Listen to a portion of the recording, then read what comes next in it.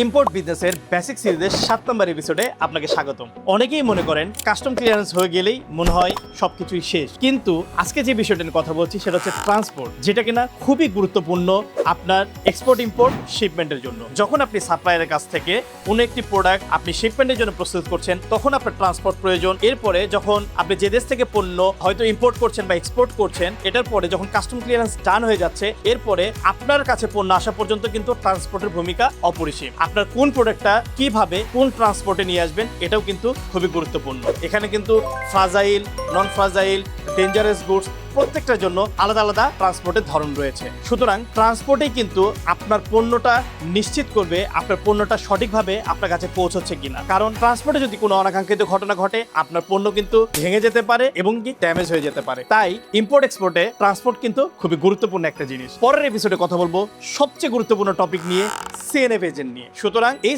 ভিডিওটা ভালো লাগলে সেভ করে রাখুন, এবং যারা এখনো কানেক্ট করতে পারছেন না তারা কিন্তু আমার এই সিরিজের প্রিভিয়াস ভিডিওগুলো দেখে আসতে পারেন। ফলো করুন আমার পেজকে।